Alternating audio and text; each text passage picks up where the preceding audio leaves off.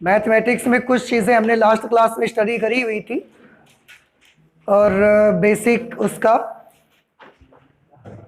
और एक दो बातें और हैं जिन्हें आज हम लोग पढ़ाई करेंगे और इसके बाद क्वेश्चन सॉल्व करना स्टार्ट करेंगे। एक दो बातों में वो कौन सी बातें हैं? पहले तो हम ये देखना चाहते हैं कि अगर तीन बिंदु संरेख हैं तो उसकी क्या शर्त होती है। ठीक है, तो एक तो ये पढ़ेंगे। अब आप सोचेंगे वेक्टर में तो हम लोग तीन बिंदुओं के संरेख होने की शर्त पढ़ चुके हैं, लेकिन अगर लाइन में भी तीन बिंदु संरेख हैं तो यहां पर हमारे लिए क्या रूल होता है उसको देखना चाहेंगे। तो आपका जो नेक्स्ट आर्टिकल रहेगा उसको लिखिए। दिए हुए तीन बिंदुओं के संरेख होने की शर्त। दिए हुए तीन बिंदुओं के संरेख होने की शर्त। दिए हुए तीन बिंदुओं के संरेख होने की शर्त।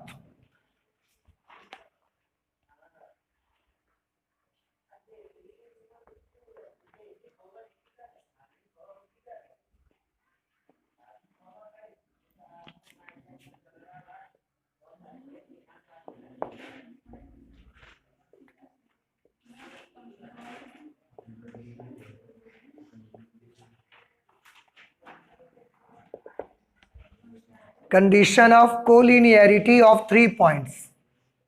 दिए हुए तीन बिंदुओं के संरेख होने की शर्त। ठीक है, देखो थोड़ा सा याद करिए। जैसे अगर ये तीन पॉइंट्स आपको दे दिए जाएं इस तरह से, एक पॉइंट ए, एक बी और एक तीसरा पॉइंट सी, और ये तीनों बिंदु संरेख होंगे। तीनों बिंदु संरेख होंगे मतलब तीनों एक ही लाइन पर पड़ेंगे। इसकी शर्त क्या होगी ये हमको देखना है। मैं आपको बताऊं, जब ये अभी आप वेक्टर अलजेब्रा पढ़ रहे थे वहां पर भी इस तरीके के क्वेश्चंस आपने सॉल्व किए, तो वहां पर आप कैसे करते थे संरेख होने के लिए? वेक्टर में, थोड़ा याद रखिए, वेक्टर में संरेख का मीनिंग क्या होता था? वेक्टर में संरेख का मीनिंग होता था समांतर। याद आ रहा है कुछ आपको? तो वेक्टर में संरेख का मीनिंग होता था समांतर। तो वहां पर हमको क्या करना रहता था? वहां पर हम ए बी निकालते थे, बी सी निकालते थे, सी ए निकालते थे, और अगर उनके मॉड्यूलस निकालते थे, और अगर उनमें से किन्हीं भी दो का मॉड्यूलस जोड़ने से तीसरे के मॉड्यूलस के बराबर आ जाता है तो हम बोल देते थे कि ये तीनों बिंदु परस्पर संरेख हैं। पर क्योंकि अब हम वेक्टर स्टडी नहीं कर रहे हैं, हम तो लाइन के बारे में पढ़ रहे हैं, तो अगर हम लाइन के बारे में स्टडी कर रहे हैं तो यहां संरेख होने की क्या शर्त है? इसके लिए मैं दो चीजें पहले आपको बताना चाहूंगा, आप ध्यान से देखिएगा। पहली चीज तो ये कि दो रेखाएं परस्पर समांतर होंगी, इसकी क्या शर्त है? देखो, हमने माना कि हमारे पास एक लाइन L1 है और दूसरी लाइन कौन सी है? L2। दो लाइन्स हैं हमारे पास, इसको छोड़ दीजिए। पहले एक दूसरी चीज आप समझ लें। एक लाइन है L1 और एक दूसरी लाइन हमारे पास है L2। L1 और L2, ये बात समझ आई आपको? अच्छा, हमने ये मान लिया कि लाइन L1 के दिक् अनुपात, लाइन L1 के दिक् अनुपात A1, B1 और C1 है। इसी तरह से लाइन L2 के दिक् अनुपात A2, B2 और C2 है। ठीक है, ये हमने मान लिया। तो इसमें दो बातें बेटा आपको याद रखनी है। दोनों रेखाओं के समांतर होने की शर्त।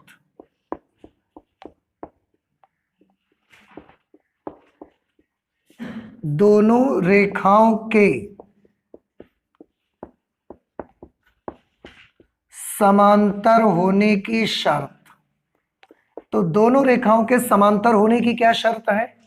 शर्त ये कि इन दोनों लाइंस के दिक् अनुपातों का जो अनुपात होना चाहिए वो बराबर रहना चाहिए। मतलब A1 अपॉन A2 की वैल्यू, B1 अपॉन B2 की वैल्यू और C1/C2 ये तीनों आपस में एक जैसे वैल्यूज आनी चाहिए। तो हम समझ जाएंगे कि ये दोनों रेखाएं कैसी हैं, परस्पर समांतर।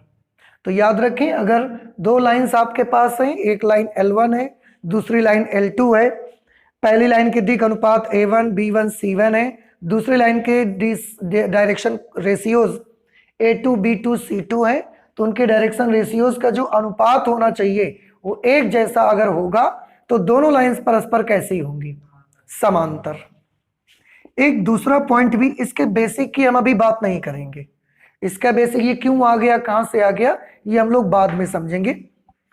फिलहाल अभी आप इतना याद कर लो कि दो रेखाएं अगर समांतर हैं तो उनके डी आर्स का रेशियो एक जैसा होना चाहिए। ठीक है। अब दूसरा हम लिखेंगे दोनों रेखाओं के लंबवत होने की शर्त। दोनों रेखाओं के लंबवत होने की शर्त कि अगर दोनों रेखाएं परस्पर लंबवत हैं तो इसकी क्या कंडीशन होगी, इसकी कंडीशन होगी A1 A2 plus B1 B2 plus C1 C2 should be equal to 0। A1 A2 plus B1 B2 plus C1 C2, इसकी वैल्यू टोटल कितनी आनी चाहिए, 0।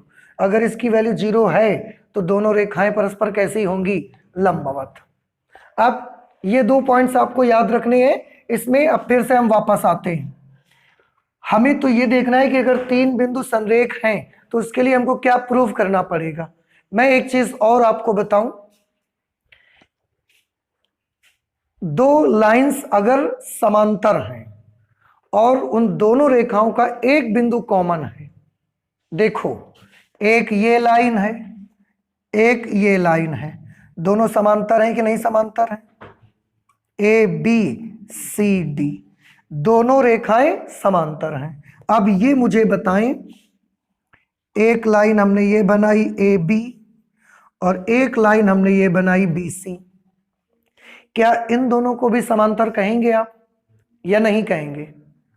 इनको समांतर नहीं बोलेंगे। समांतर का मतलब क्या होता है कि दोनों के बीच का डिफरेंस हर समय कैसा रहना चाहिए, एक जैसा। अब अगर आप, ये एक लाइन है आपकी, अगर लाइन का तो कोई अंत नहीं होता, अगर हम इसको आगे बढ़ा लेंगे या हम इसको पीछे बढ़ा लेंगे तो हर जगह इनके बीच का डिफरेंस कितना रहेगा, इनके बीच की डिस्टेंस हर जगह कैसी रहेगी, 0। तो ये रेखाएं भी कैसी हैं, समांतर। पर इन दोनों में क्या फर्क है, देखो इसका A और B दोनों पॉइंट्स अलग अलग हैं, A और B, इसके दोनों पॉइंट्स अलग अलग हैं, C और D। लेकिन रेखा AB और BC भी समांतर है, पर इसका एक पॉइंट ऐसा है जो AB में भी पड़ता है और BC में भी पड़ता है। हम यही आपको समझाना चाहते हैं कि दो रेखाएं समांतर हैं, लेकिन क्या इनको संरेख बोलेंगे आप? ये कैसी हैं रेखाएं, समांतर हैं, लेकिन क्या इनको संरेख बोलेंगे? आंसर इज नो, संरेख नहीं है। ये दोनों रेखाएं जो यहां पर हमने बनाई है, क्या ये समांतर हैं? हाँ समांतर हैं। और संरेख हैं? आंसर है संरेख भी हैं। तो समांतर होना और संरेख होना लाइंस के लिए अलग चीज है। कैसे कि अगर दो रेखाएं समांतर हैं तो जरूरी नहीं है कि वो कैसी होंगी, संरेख। हाँ, लेकिन अगर दो रेखाएं समांतर हैं और उनका एक पॉइंट कॉमन है, बी पॉइंट कॉमन है, देखो ये AB लाइन में भी B पड़ता है और BC लाइन में भी ये पॉइंट B पड़ता है। तो अगर दो रेखाएं समांतर हैं और उनका एक पॉइंट कॉमन है तो फिर वो लाइन कैसी होती हैं, संरेख। लेकिन अगर दो लाइनें समांतर हैं और उनका कोई भी पॉइंट कॉमन नहीं है तो वो समांतर तो हो सकती हैं लेकिन संरेख नहीं हो सकती। याद रहेगा आपको? तो बताओ संरेख होने की क्या शर्त बनाई हम लोगों ने?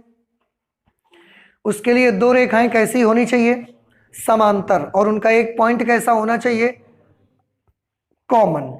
ठीक है। यहां पर जो लाइनें थी, ये लाइन थी, एक लाइन थी AB और दूसरी लाइन कौन सी थी, CD।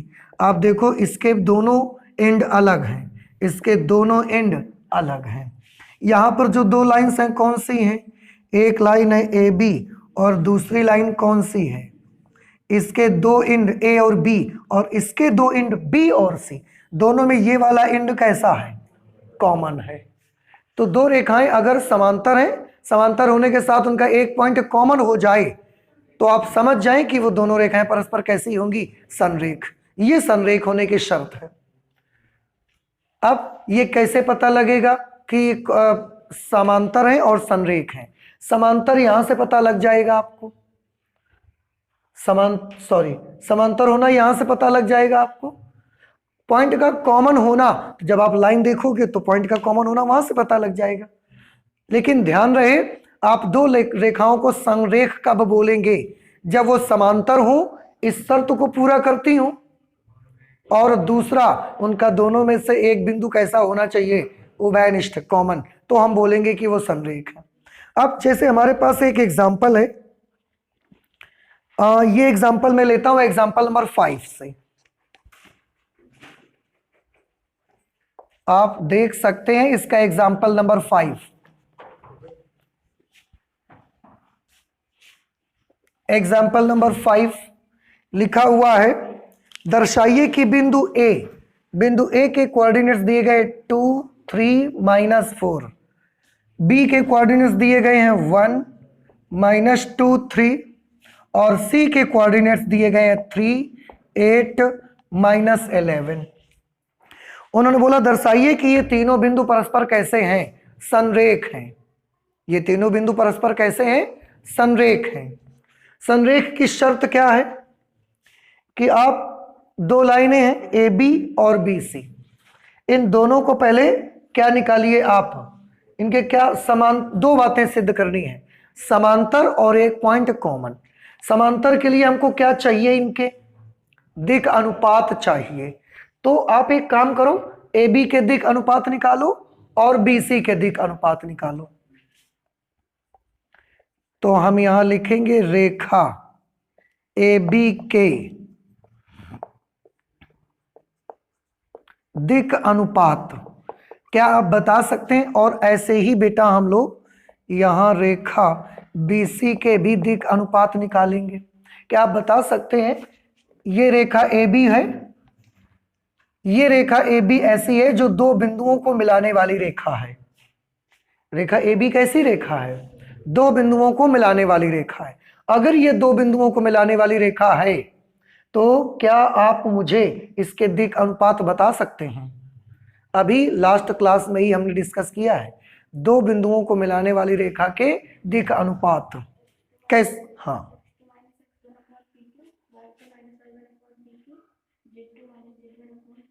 ये तो दिक कोसाइन है।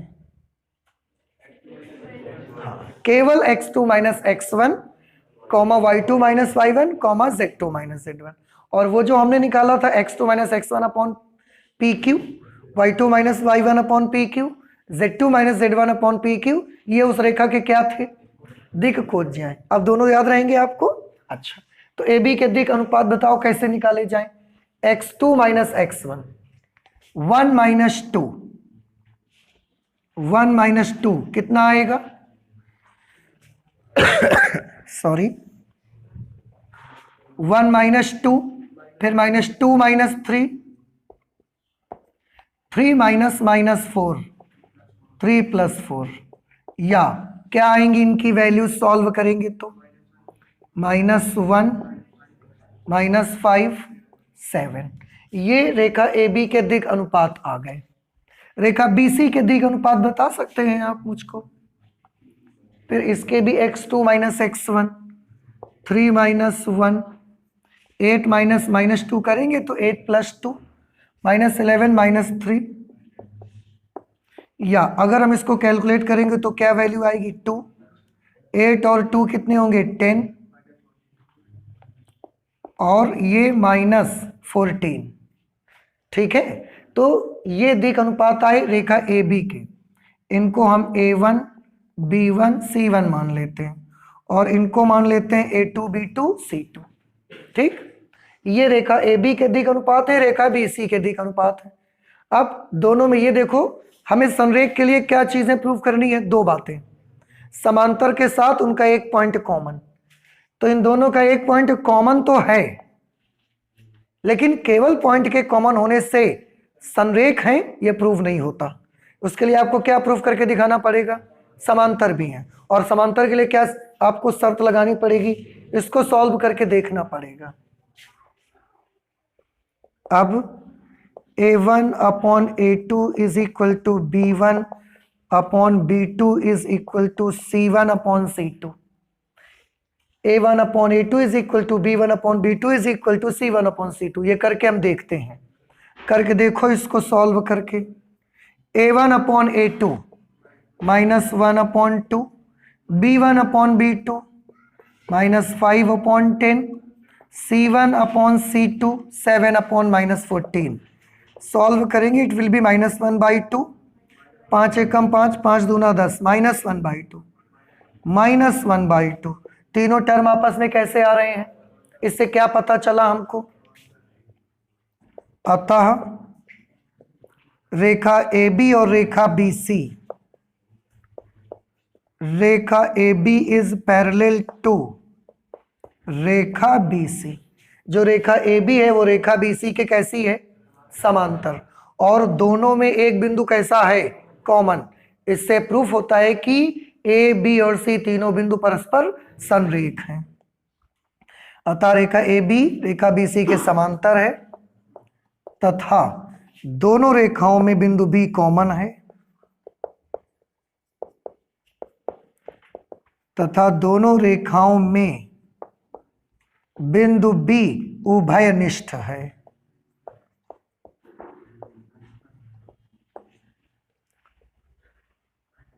इसलिए बिंदु A, B व C संरेख हैं। बिंदु A, B और C कैसे बिंदु हैं? संरेख हैं। ठीक है, ऐसे आपको प्रूव करना रहेगा। तो क्या आपको ये बात समझ में आ गई कि अगर तीन बिंदु संरेख हैं तो उनके लिए क्या शर्त है? और उसके साथ हमने ये दो बातें भी सीखी हैं कि दो रेखाएं अगर समांतर हैं तो उनके लिए क्या कंडीशन है, अगर दो लाइंस आपस में लंबवत हैं तो उनके लिए क्या कंडीशन है। ठीक है, तो आप नोट कर लीजिए इसको। आपका नेक्स्ट पॉइंट हम जो सीखना चाहते हैं वो ये है कि एक्स अक्ष, वाई अक्ष और जेड अक्ष, बेटा ये भी तो लाइन्स ही हैं। अगर ये भी लाइन्स हैं तो इनकी दिक् कोज्याएं कितनी होंगी? ठीक है, तो आप नेक्स्ट आर्टिकल लिखें, एक्स अक्ष, वाई अक्ष व जेड अक्ष। एक्स अक्ष, वाई अक्ष,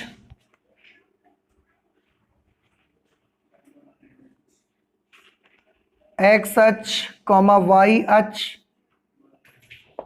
व जेड अक्ष की दिक् कोज्याएं, या इनके साथ और आप एक चीज जोड़ दें, एक्स, वाई व जेड तथा इनके समांतर रेखाओं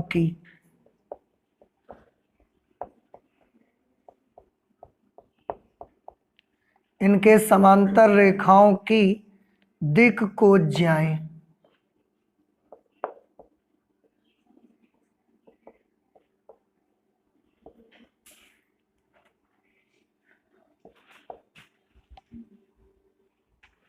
ठीक है, यहां पर मैं एक फिगर बना देता हूं। कहीं भी आप एक्स, वाई और जेड मान लीजिए। ये मैंने मान लिया एक्स और ये वाई और ये जेड, ये ओरिजिन पॉइंट है। आप क्या करना चाहते हैं ध्यान से देखिए।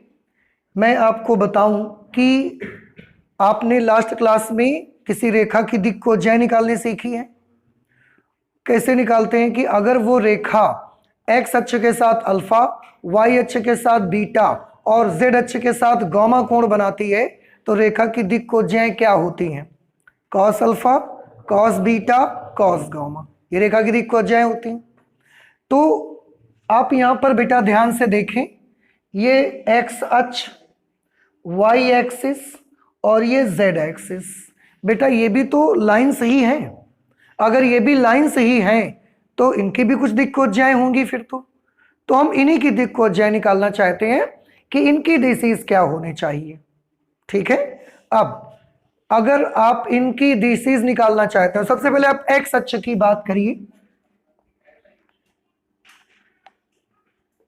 एक्स अक्ष की दिक्कोज्याएं,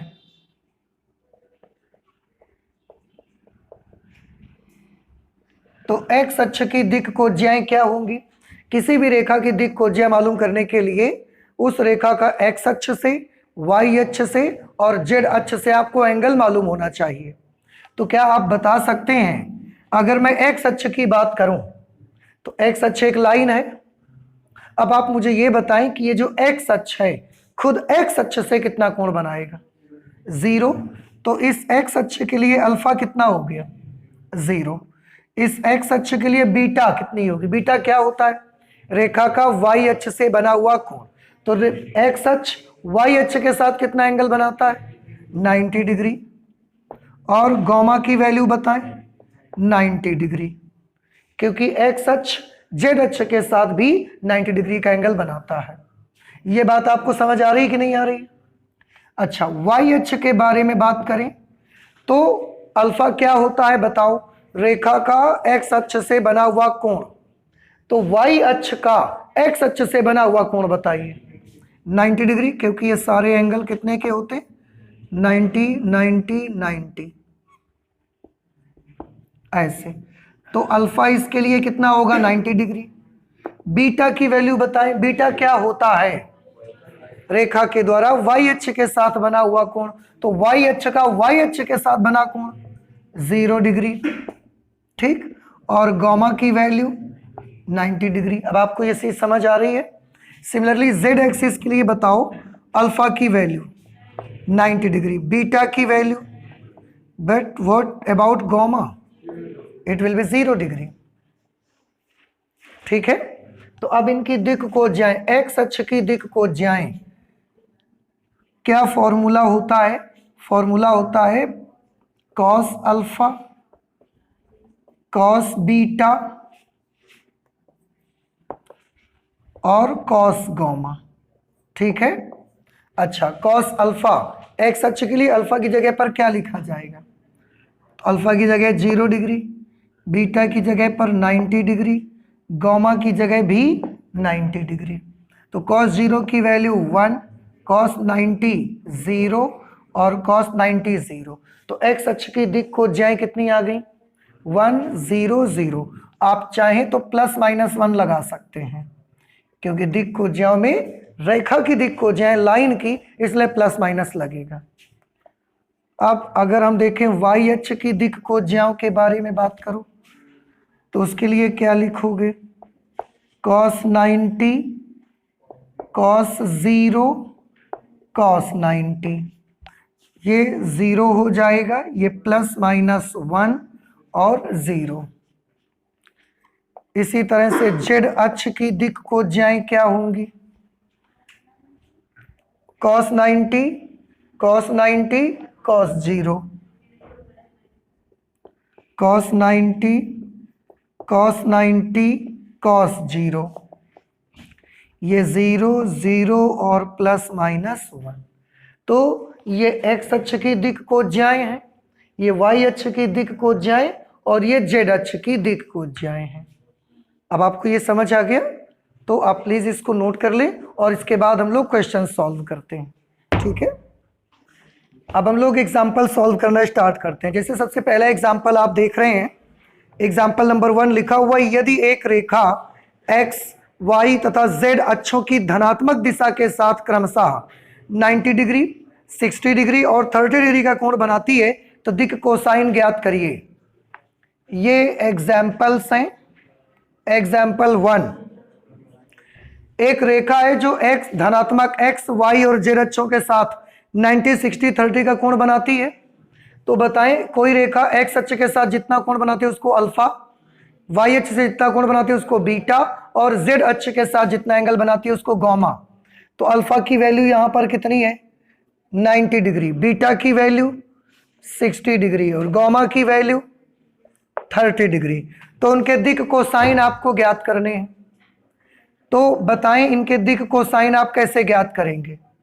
रेखा के दिक कोसाइन,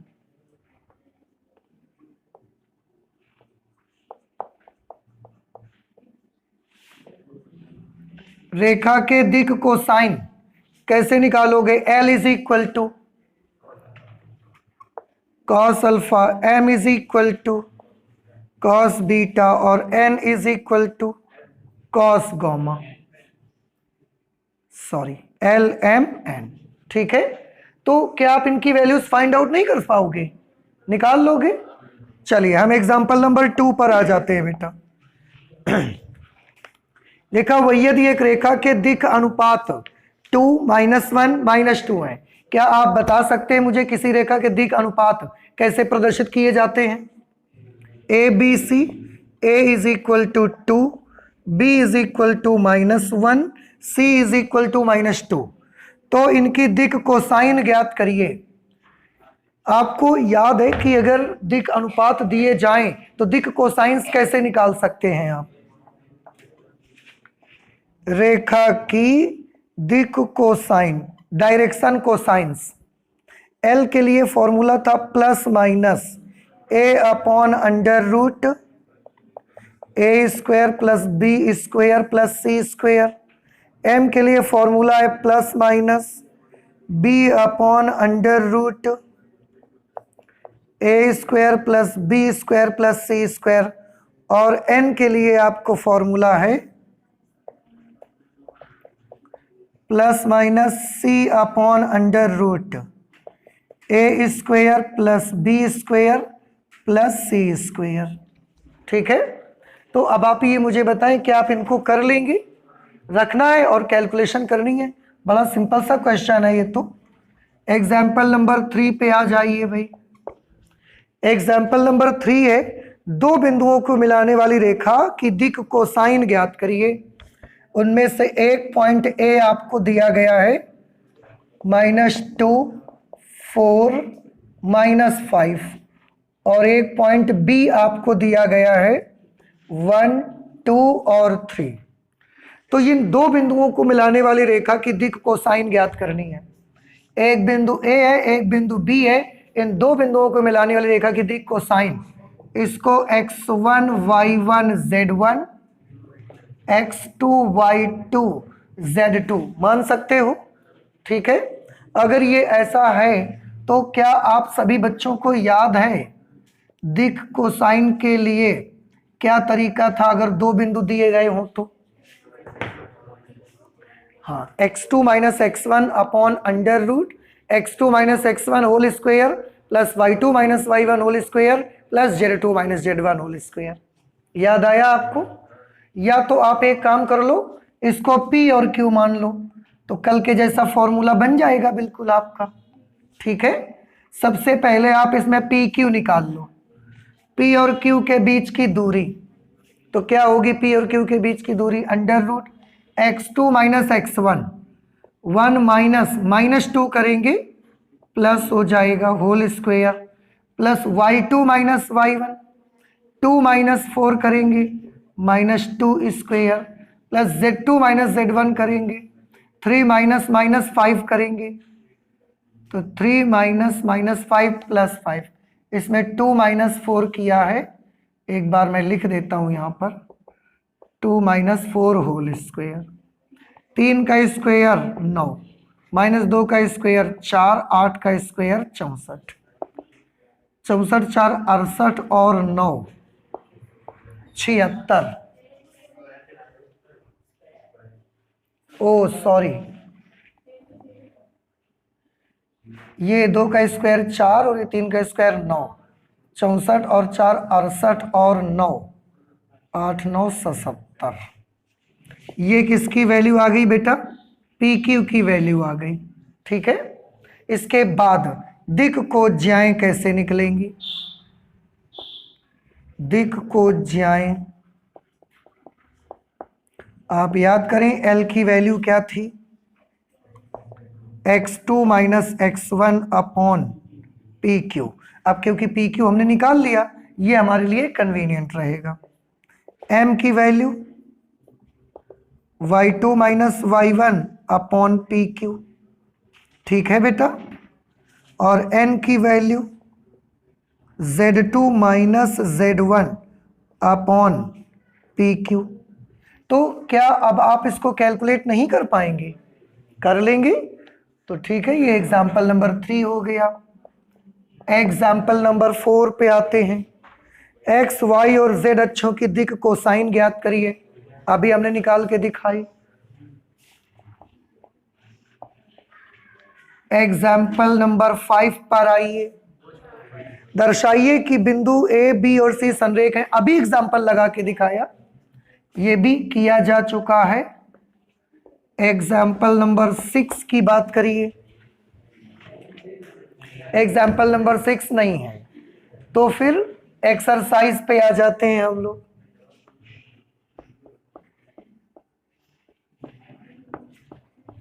एक्सरसाइज 11.1 फर्स्ट क्वेश्चन, यदि एक रेखा एक्स वाई और जेड अक्षों के साथ क्रमशः 90 डिग्री 135 डिग्री 45 डिग्री के कोण बनाती है तो इसकी दिक् कोसाइन ज्ञात करें। कोई भी लाइन एक्स वाई और जेड अक्षों से जो कोण बनाते हैं उसको लिखते कैसे हैं? Alpha beta gamma. तो यहां पर आपको दिया है, क्या दिया गया है? Alpha is equal to 90 degree, beta is equal to 135 degree, gamma is equal to 45 degree. और ऐसे ही क्वेश्चन लगेगा जैसा हमने क्वेश्चन नंबर 1 एग्जाम्पल 1 सॉल्व किया है, ठीक है। तो अब हम इसको सॉल्व नहीं करेंगे, इससे आप अपने आप से कैलकुलेट करिए। हो पाएगा कि नहीं हो पाएगा? क्या निकालने हैं आपको? दिक् कोसाइन चाहिए ना आपको, तो दिक् कोसाइन निकालनी है आपको। दिक् को ज्याएं मालूम करनी है आपको, एल एम और एन। एग्जाम्पल नंबर 2 पर आइए। एक रेखा की दिक् कोसाइन ज्ञात करिए जो निर्देशाक्षों के साथ समान कोण बनाती है। एक लाइन ऐसी है जो निर्देशाक्षों से समान कोण बनाती है। मान लिया alpha is equal to beta is equal to gamma is equal to theta. एक रेखा है जो एक्स अक्ष से भी थीटा कोण बनाती है, वाई अक्ष से भी थीटा कोण बनाती है और जेड अक्ष से भी थीटा कोण बनाती है। तो एक्स वाई और जेड अक्षों से बने हुए कोण उसके कैसे हैं? समान है, बिल्कुल ठीक। ऐसी रेखा की दिक् कोसाइन पता लगानी है। वैसे ऐसी रेखा की दिक् कोसाइन हमने वेक्टर अलजेब्रा में लगता है निकाली थी। चलिए, सबकी दिक् कोसाइन आती थी plus minus 1 upon under root 3। याद आया आपको? हाँ,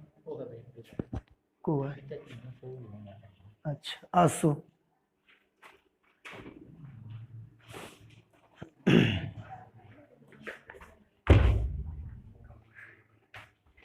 ठीक है, अब इसकी दिक् को जाए आप कैसे निकालोगे? तो पहले ये मुझे बताओ, इसके L की वैल्यू कितनी होगी? कॉस अल्फा, और इसको क्या लिख सकते हैं? Cos theta. M की वैल्यू क्या होती है? कॉस बीटा, और इसको हम लिख सकते हैं कॉस थीटा। N की वैल्यू होगी कॉस गामा, और इसको भी हम क्या लिख सकते हैं? Cos theta. क्यों? क्योंकि तीनों के एंगल आपस में कैसे हैं? सेम।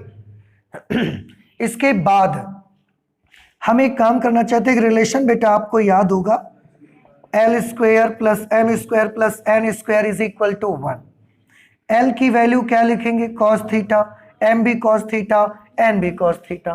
तो cos square theta plus cos square theta plus cos square theta is equal to 1। तीनों जुड़ जाएंगे तो क्या बनेंगे? 3 cos square theta is equal to 1, then cos theta is equal to plus minus 1 upon under root 3। ये उधर ले जाओगे फिर स्क्वायर रूट करोगे, इतना आएगा। अब cos थीटा की वैल्यू कितनी आ रही है? Plus minus under root 1 upon under root 3, और cos थीटा ही तो क्या है? L। cos थीटा ही क्या है? M, और cos थीटा ही क्या है? N। इसलिए L, M और N तीनों इक्वल आएंगे और वैल्यू कितनी आएगी? 1 upon plus minus 1 upon under root 3। तो ये जिस भी लाइन की बात कर रहे हैं, जो लाइन एक्स अक्ष, वाई अक्ष और जेड अक्ष से बराबर कोण बनाती है, उसकी दिक् कोज्याएं क्या निकल के आएंगी? एल की वैल्यू भी प्लस माइनस 1/√3, एम भी प्लस माइनस 1/√3 और एन भी प्लस माइनस 1/√3। नहीं समझ में आई बात बेटा आपको?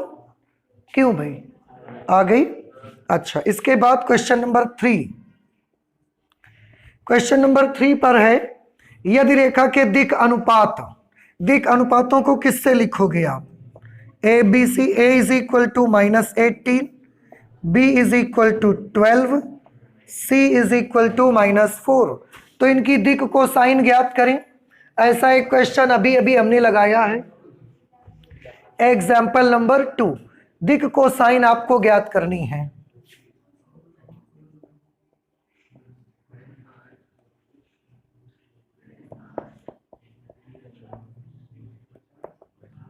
दिक् को साइन आपको ज्ञात करनी है और किसकी तरह से इसको सॉल्व करोगे?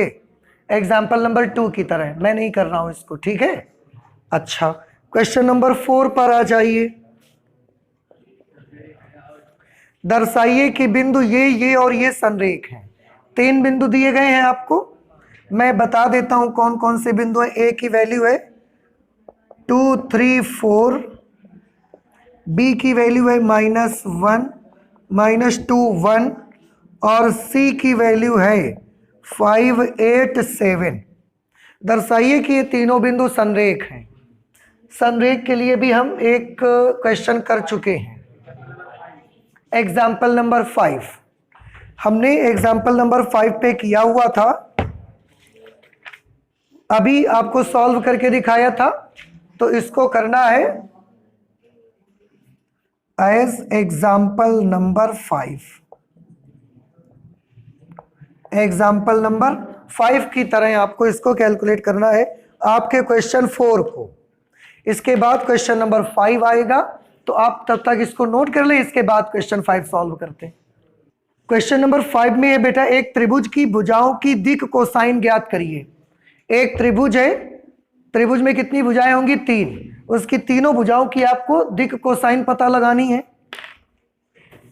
अच्छा, त्रिभुज के शीर्ष दिए गए हैं, तो मैं बना लेता हूं। अच्छा, इनको, ये त्रिभुज का शीर्ष ए, ये बी और ये सी, तीनों शीर्षों के कोऑर्डिनेट्स दिए गए।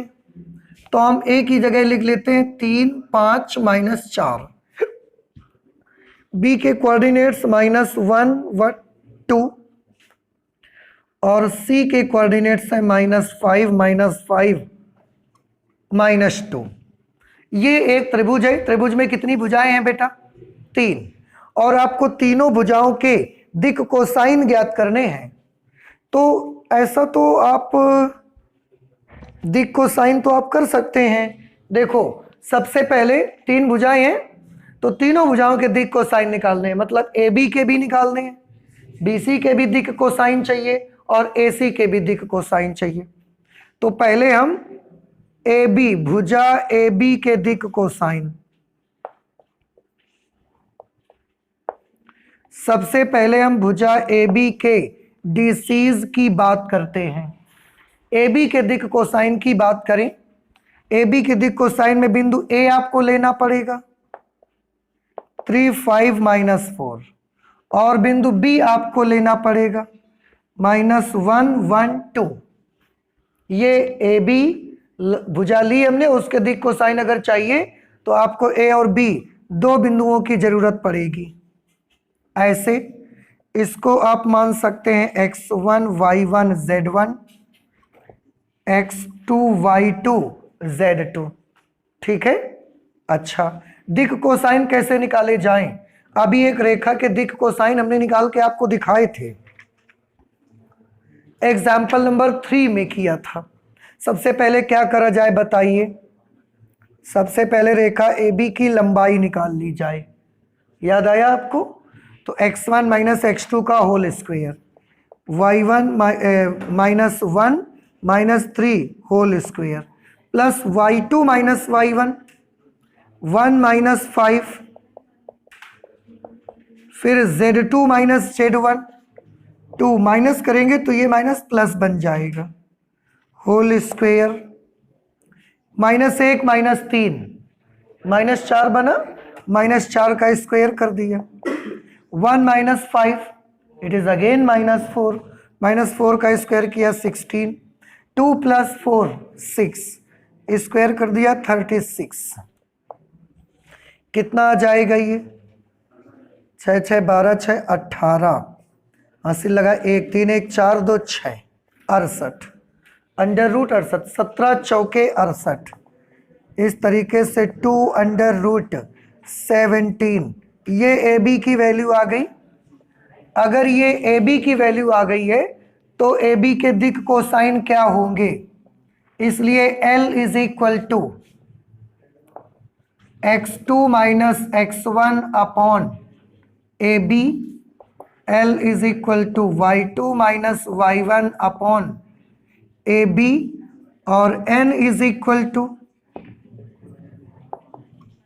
Z2 - Z1 upon A B. और इस तरह से LMN, इस तरह से आपको इस त्रिभुज की भुजा AB के दिक कोसाइन मिलेंगे। अभी भी आपको क्या करना बाकी है? भुजा BC और भुजा CA के दिक कोसाइन निकालने बाकी हैं। तो क्या आप कर लेंगे? और अगर आप इतना कर लेते हैं तो आपकी एक्सरसाइज 11.1 पूरी तरह से कंप्लीट है। नेक्स्ट टाइम जब हम लोग पढ़ेंगे तो अगली एक्सरसाइज का इंट्रोडक्शन करेंगे। ठीक है, थैंक यू।